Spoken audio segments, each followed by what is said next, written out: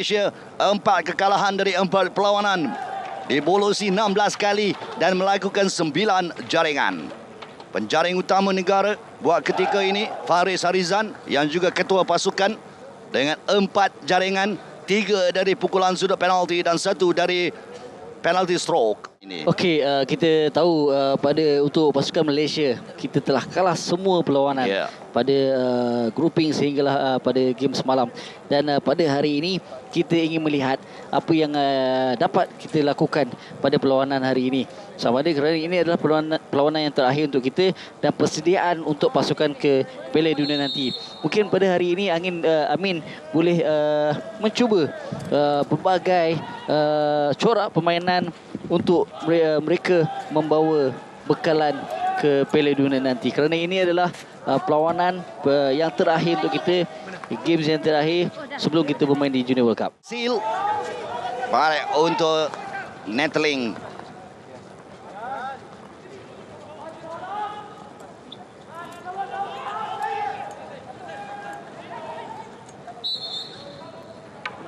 Bagi Afrika Selatan untuk edisi kali ini, mereka agak sukar untuk menemui jaringan, dan itu dia percubaan pertama ke arah gol yang berjaya diselamatkan oleh Rafaizul. Formasi lagi, pasukan Malaysia berhadapan tekanan, namun whistle sudah berkedengaran memberikan kelegaan kepada pasukan Malaysia. Dengan tangan kiri Rafaizul bertindak cemerlang melayangkan badan ke sebelah kanan pintu golnya untuk menepis percubaan dari Afrika Selatan. Kita tidak kuat dengan bola, membenarkan pemain pertahanan pasukan Afrika untuk mencuri bola daripada kita. Jadi tadi paling hampir adalah ke garisan D. Masih lagi kita menantikan penetration pertama ataupun percubaan pertama untuk dilakukan oleh pemain Malaysia. Hampiran dengan garisan tepi. Larian yang cukup baik dilakukan dari Fawaz Kadir. Dapat sekarang ni untuk Breitenbach. Masih lagi dalam permainan antara ke tengah. Jaringan yang disahkan. Apakah itu jaringan dari Viwe Mbata? Sini kita dapat lihat larian yang dilakukan oleh penyerang pasukan Afrika melakukan tolakan, dan di sini kesilapan oleh pemain pertahanan dan juga goalkeeper penjaga gol pasukan Malaysia, dan di sini bola dilepas. Jaringan itu sebenarnya dari kaki kanan Rafaizul yang membuatkan bola itu masuk melepasi garisan. Betul. Setelah Mbata melakukan kesilapan pada awalnya. Betul. Beliau sudah melihat yang bola telah pergi kepada penyerang pasukan Afrika yang berada di hotspot, tetapi tidak dapat melakukan pertahanan yang baik kerana bola apabila beliau telah pergi ke sebelah kiri dan bola kembali di sebelah kanan. Andy Faris. Kali ini satu kawalan kemas yang dilakukan oleh Adam ke sebelah kanan untuk Najmi. Hantaran terus ke dalam D. Deflection yang cukup baik dilakukan untuk jaringan yang pertama bagi pasukan Malaysia mengikat kedudukan setelah mereka ketinggalan menerusi jaringan gol Padang. Satu tindakan untuk menyamakan kedudukan juga menerusi jaringan gol Padang. Hantaran dari Najmi dari luar D. Hantaran yang baik kita dapat lihat sebentar tadi, mencari rakan yang berada di hotspot di dalam kawasan D. Deflection yang baik untuk melepasi penjaga gol pasukan South Africa. Ya, ini yang kita perlu lakukan. Kadang-kadang kita perlu melakukan hantaran ke dalam kawasan D. Kadang-kadang kita perlu melakukan larian serangan dan melakukan hantaran-hantaran pendek kepada rakan-rakan untuk melakukan larian serangan ke dalam kawasan 23. Taktikal yang sedang dilakar. Penerangan kepada pemain yang bakal dibawa masuk.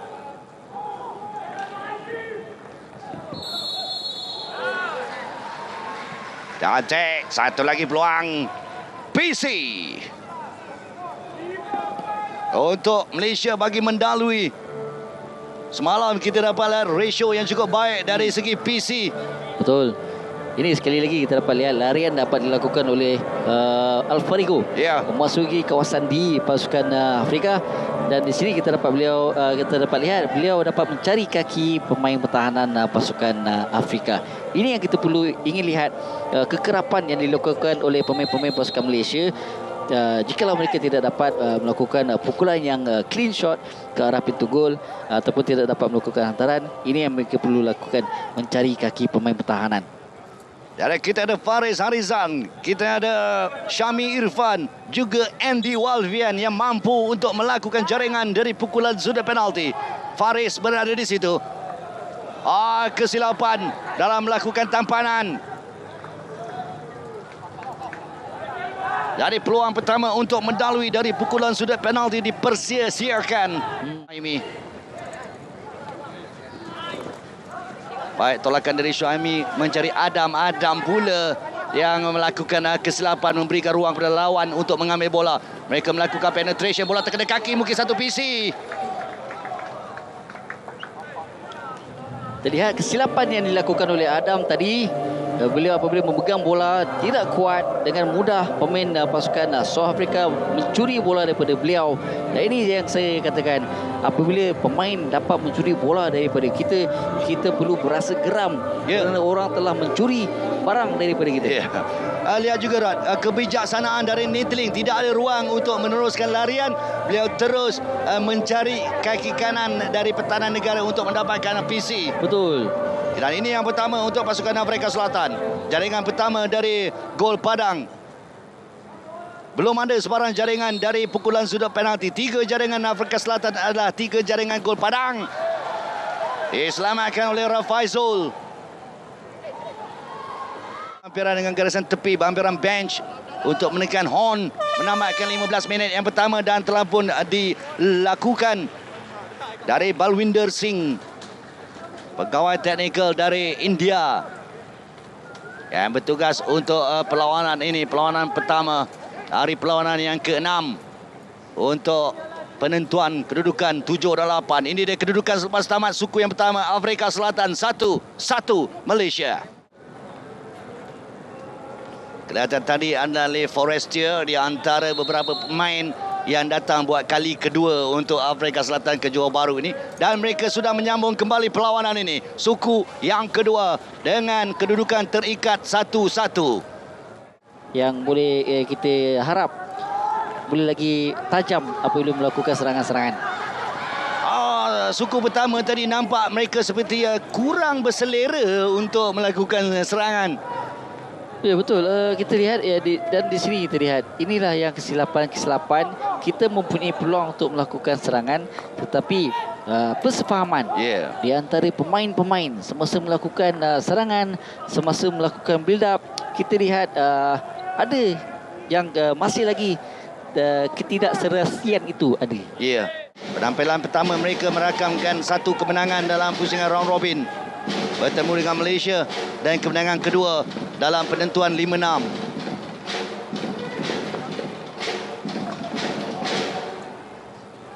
Pertembungan di antara dua pasukan yang masih lagi tercari-cari kemenangan pertama mereka bagi musim 2023. PC pula untuk pasukan Afrika Selatan.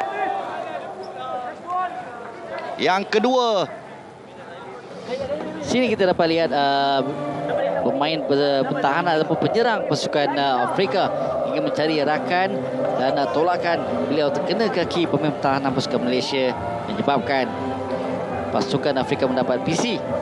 Tolakan yang sebenarnya agak lemah dan rendah dilakukan oleh Mbata, terus saja ke arah kaki kanan Faris Harizan. PC yang kedua untuk Afrika Selatan. Yang pertama, mereka melepaskan peluang untuk menambah jaringan. Apakah yang kedua ini akan memberikan mereka jaringan pertama dari PC? Ada tolakan, lemah, tampanan yang baik. First runner bagi Malaysia memainkan peranan dengan cukup berkesan, menghalang percubaan ke arah gol, tetapi Afrika Selatan berjaya mendapatkan pukulan sudut penalti yang kedua secara berturut-turut. Dari 3 PC sudah dimiliki. Terkena kaki kanan Mukni. Walaupun tadi flick yang terkena kaki itu nampak agak lemah. Bagaimana kalau flick yang lebih bertenaga? Betul. Jadi Hans Netling akan bertindak selaku injector, atau dia tinggalkan kawasan itu untuk Nathan Ansel bertindak selaku injector. Tampanan yang baik, percubaan ke arah gol dinafikan oleh Rafaizul.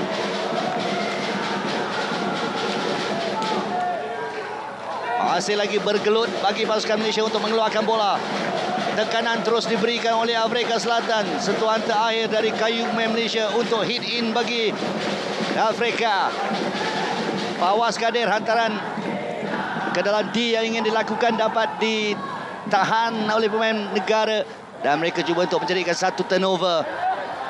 Suku pertama, suku kedua, barisan pemain-pemain negara pasukan kendalian Amin Ryan lebih banyak membenarkan Afrika Selatan untuk berlegar-legar dalam kawasan 25 pasukan Malaysia. Dapat satu lagi pukulan sudut penalti setelah kekasaran yang dilakukan oleh pertahanan pasukan Afrika Selatan. Ini dia tolakan ke atas Syafiq Iqmal Daniel. Tidak ada sebarang keraguan dari Empire tadi, terus saja menunjukkan isyarat PC. Peluang untuk pasukan kita untuk mendapatkan gol. Ini adalah PC yang kedua untuk Malaysia berbanding 3 PC yang sudah pun diterima oleh Afrika Selatan. 3 PC tiada jaringan, 1 PC tiada jaringan untuk Malaysia. Apakah pukulan sudut penalti kedua ini membawa tuah? Faris Harizan berada di situ. Begitu juga kelihatan seperti Danish Aiman. Balik untuk injektor dan lambat pula bagi injektor untuk bertindak setelah bola kembali ke arahnya. Alfarico hantaran ke dalam dia mengharapkan ada sentuhan dapat dilakukan oleh Akilullah. Ini dari Alfarico. Memangnya hantaran kelihatan ditujukan untuk Cik Nur Akilullah. Pemain perlu betul, pemain penyerang perlu ada di dalam kawasan D, dan pemain yang berada midfield perlu naik ke atas untuk memberikan support kepada rakan semasa kita melakukan serangan. Ya. Jadi ada PC lagi diberikan kepada Afrika Selatan setelah bola terkena kaki Alfarico. Dari sini kita lihat ketika Alfarico datang untuk membantu, itulah dia. Dia masuk dalam kawasan D dan bola terus saja menuju ke arah kaki kirinya.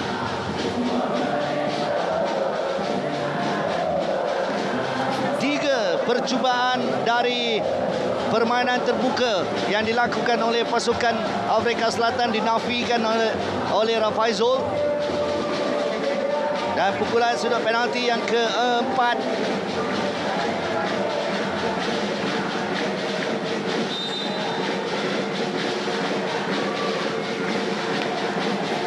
Dan tersasar di sebelah kiri. Ini yang kelima, itu bermakna dari 4 perlawanan Malaysia sudah pun berhadapan dengan 32 pukulan sudut penalti. Tetapi rasio pertahanan pasukan Malaysia dari PC amat baik. Betul. Mereka berjaya menghalang lawan dari melakukan jaringan yang besar ketika situasi ini. 4 kali Afrika Selatan kecewa dan 1 set piece yang cukup baik. Yang kali kelima juga mereka gagal untuk menewaskan Rafaizul di pintu gol pasukan Malaysia. Apa pandangan Rod tentang attack tadi itu? Sepatutnya ada lebih ramai. Sekarang Eswara George untuk Andy PC. Ya.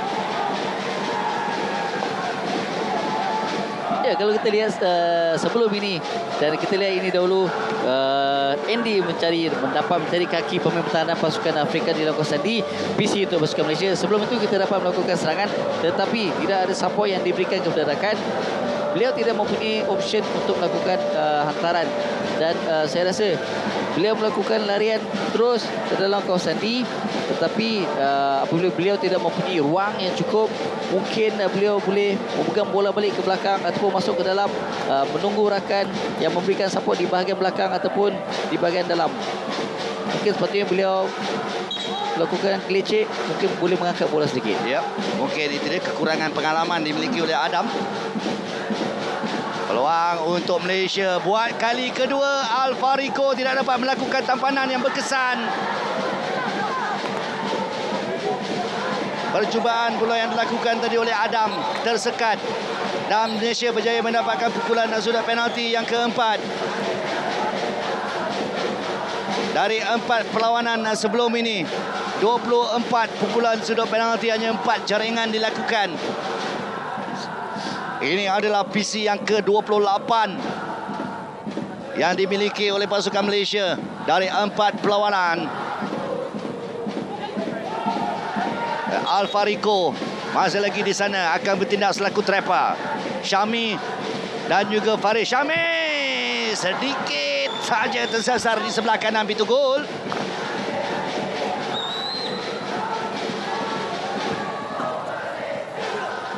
Kita lihat di sini di antara pasukan Malaysia dan pasukan-pasukan seperti India, Australia Lakukan tindakan yang perlu dahulu.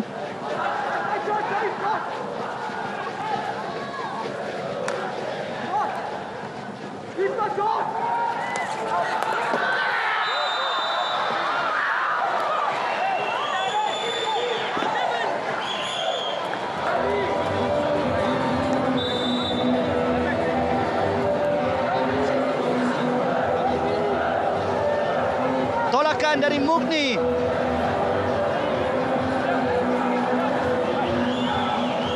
Hantaran ke dalam D. Dan Haris tidak melakukan sebarang kesilapan dari jarak yang dekat.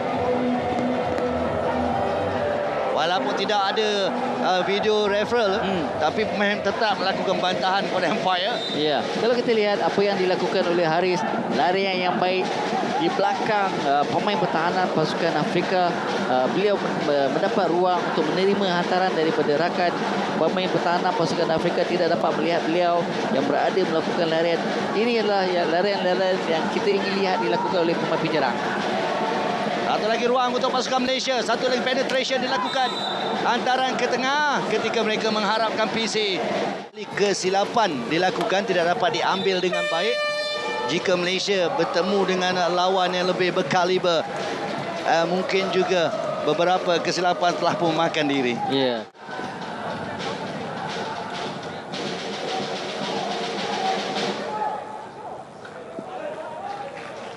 Tiga jaringan dalam perlawanan ini menjadikan jumlah jaringan keseluruhannya adalah 79 gol.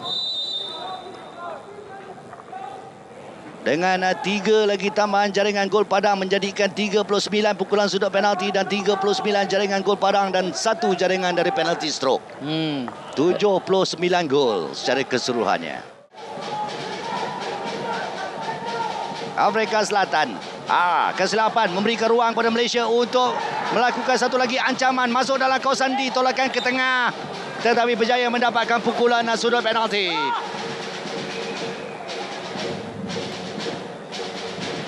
Lari yang baik kita dapat lihat di sini, mencari rakan sepasukan, tetapi bola terkena kaki pemain pertahanan pasukan Afrika di sini, membolehkan pasukan Malaysia mendapat PC. 2 minit selepas permainan disambung. Pukulan sudut penalti yang pertama untuk suku yang keempat. Manakala yang keenam dalam keseluruhan perlawanan ini.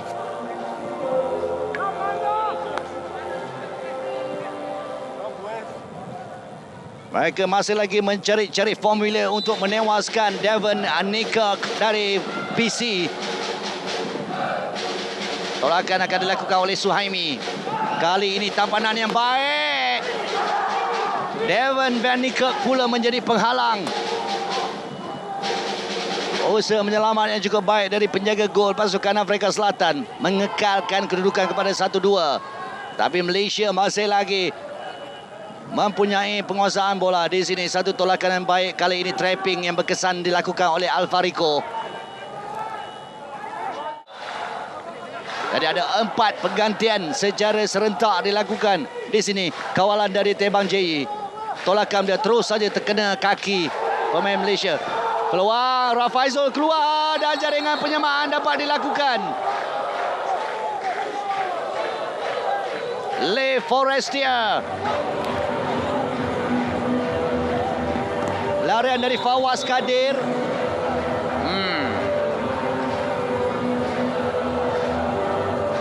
tindakan yang betul dilakukan oleh Rafaizul keluar. Ya, kalau kita lihat Rafaizul keluar dengan melakukan merebahkan badan ke bawah dan dengan membuangkan badannya secara keseluruhan. Saya rasa mungkin Rafaizul boleh keluar tetapi tidak boleh membuang badannya ke semuanya, kerana masih ada lagi pemain pertahanan yang berada berdekatan. Keluar satu keputusan yang baik, tetapi dengan membuang badan begitu, saya rasa itu tidak perlu dilakukan oleh penjaga gol. Selepas itu Malaysia pula berada di hadapan dan baru saja kita lihat jaringan penyamaan dari Afrika Selatan. Tadi ada pengesahan juga untuk Viwe Mbata yang menerima kad hijau. Tolakan terus. Tidak ada kawalan dari Mukni. Beliau terus melakukan percubaan untuk mencari sudut yang sudah pun ditutup oleh Nikok di pintu gol pasukan Afrika Selatan. Baik, ke sebelah kanan. Hantaran dilakukan. Afrika Selatan ingin melancarkan serangan mereka.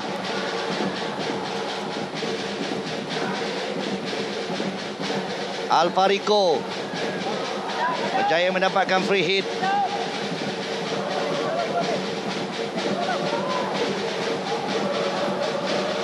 Peluang untuk Afrika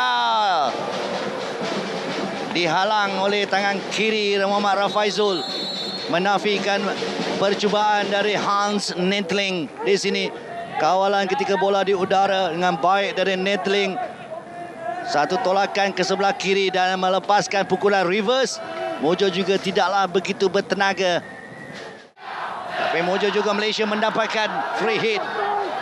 Kesalahan yang dilakukan oleh Telane. Terus saja masuk dalam di percubaan jaringan. Baik. Untuk kembali mendapatkan pendahuluan.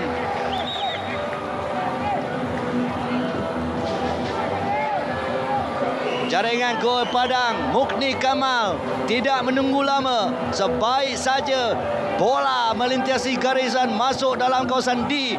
Drive terus dilakukan olehnya untuk menjadikan kedudukan 3-2. Satu larian yang baik yang dilakukan oleh Mukni. Beliau mengambil kesempatan daripada kelekaan pemain pertahanan pasukan Afrika dengan melakukan larian yang cepat memasuki kawasan D dan melakukan pukulan terus memasuki gol pasukan Afrika. Minit ke-56, Malaysia berada di hadapan. Netling mencari baseline. Masih lagi kawalan dari Netling. Dapat mencuri PC.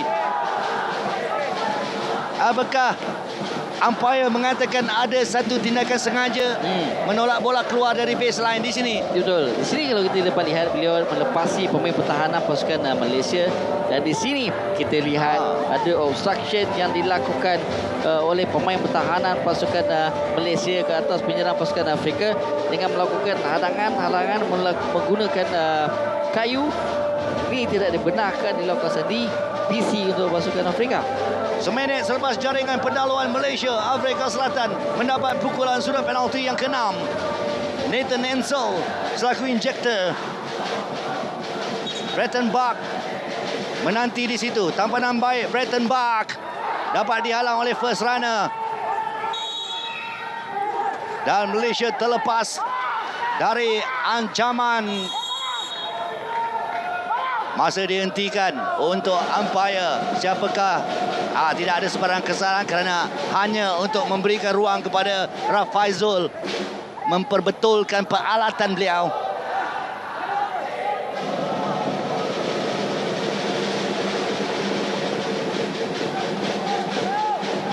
Masih lagi kita ada 3 minit lebih, dan inilah kita ingin lihat pemain-pemain ataupun pasukan Malaysia lebih tenang melakukan perancangan serangan-serangan ataupun hantaran, dan kerana kita telah leading tetapi kita tidak boleh leka sehinggalah horn dibunyikan nanti. Dan satu lagi gerakan untuk Malaysia masuk dalam kawasan DPC.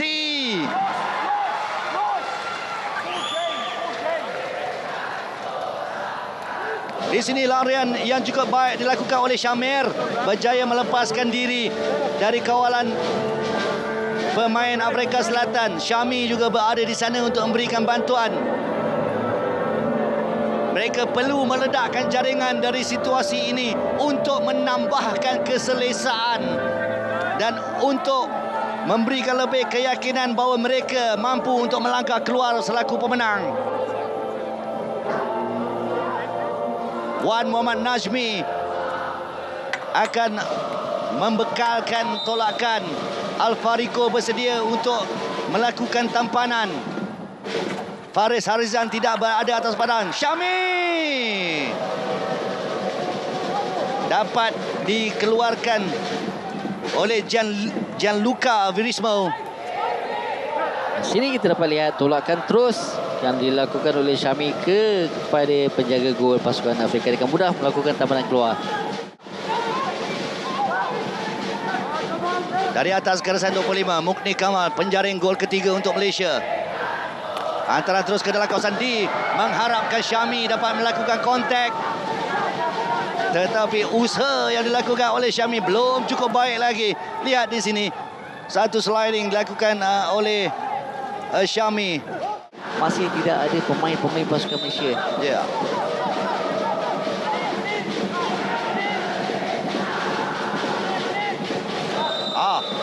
Itu mungkin satu kekasaran yang boleh mengakibatkan layangan kad untuk Nathan Ansel.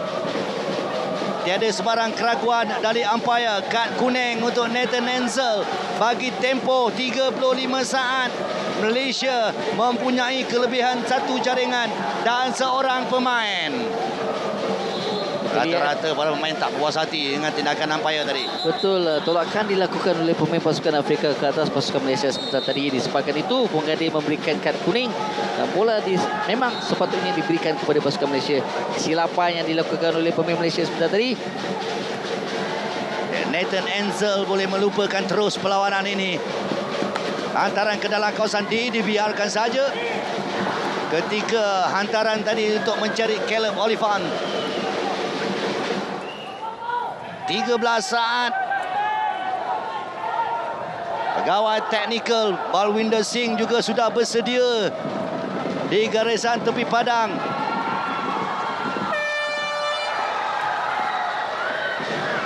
Ya, horn sudah pun dibunyikan terlebih dahulu. Biar ketika itu Malaysia sedang berada untuk melakukan serangan. Danish Aiman mempamerkan permainan yang baik dalam perlawanan ini. Akhirnya Amin Rahim dapat satu kemenangan dalam kejohanan kali ini. Menggembirakan para penyokong di Stadium Hoki Johor Bahru apabila beliau meniupkan horn untuk mengesahkan kemenangan 3-2 untuk Malaysia. 9 percubaan, 3 jaringan. 8 percubaan, 1 jaringan untuk Afrika Selatan. Namun mereka mempunyai circle penetration yang lebih 20 kali berbanding 18 menuju suku yang keempat. Malaysia menambah penguasaan bola untuk mendapatkan 52% dari segi ball possession. 7 PC tanpa jaringan, 6 PC tanpa jaringan untuk Afrika Selatan. 3 kad hijau, 2 kad kuning bagi Afrika, 2 kad hijau dan 1 kad kuning untuk Malaysia.